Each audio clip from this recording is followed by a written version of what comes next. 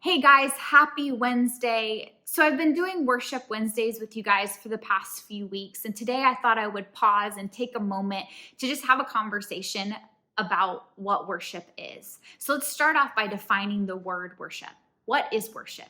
I think so often we tie worship with music, but I think worship is so much more than just singing.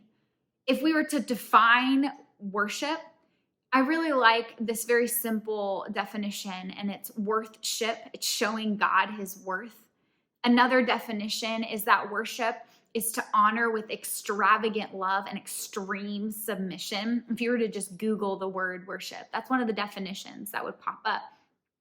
Now, another definition that I really like says this: true worship is defined by the priority we place on who God is in our lives and where God is on our list of priorities. True worship is a matter of the heart expressed through a lifestyle of holiness.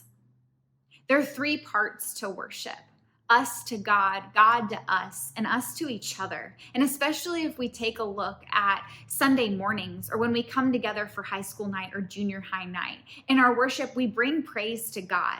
But God also refuels us and reminds us of his presence. But we're also there to encourage one another.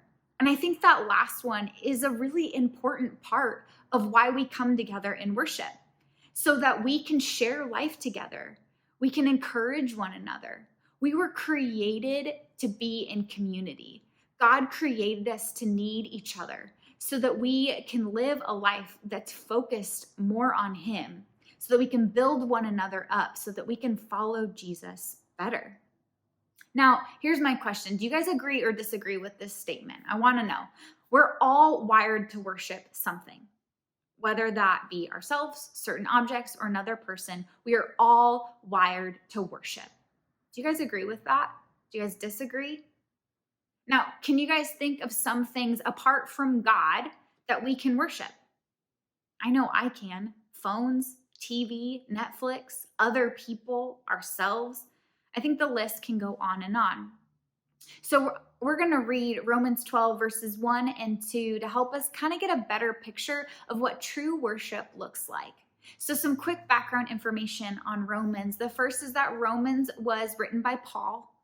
It was written to the church in Rome, which was probably made up of mostly Gentiles or non-Jewish believers. It was probably one of the last of Paul's letters. It was the last one for him to write. So here is Romans 12, verses 1 and 2, and it says this: "Therefore, I urge you, brothers and sisters, in view of God's mercy, to offer your bodies as a living sacrifice, holy and pleasing to God. This is your true and proper worship. Do not conform to the pattern of this world, but be transformed by the renewing of your mind. Then you will be able to test and approve what God's will is, his good, pleasing, and perfect will." Now, these two verses, they tell us that true and proper worship is that we offer our bodies as a living sacrifice to God. True worship means that our whole life is focused on giving God glory. So whether we play sports or we're musical or we're good at speaking, all of those, we can use all of those things to worship God and to build others up. Worship is so much more than just music. Even though singing and music is an important part of worship, bringing praise to God through singing is an important part of worship, it's not the only thing.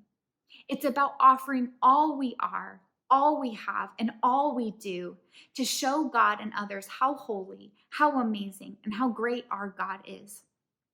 So I want you to take a moment today, and I want you to write down all of the gifts and talents that you believe God has given you. And then I want you to look at that list. How do you think you can use these gifts to worship God? How can you give God glory while using your talents? Worship is about being that living sacrifice. It's about giving all we are, all we have, all we do, to show God and to show others how holy, how great, and how amazing our God is. I hope you guys have a wonderful Wednesday. If you have any prayers or praises, please feel free to comment or message us. We would love to be praying for you guys. Thank you guys for watching our devotionals.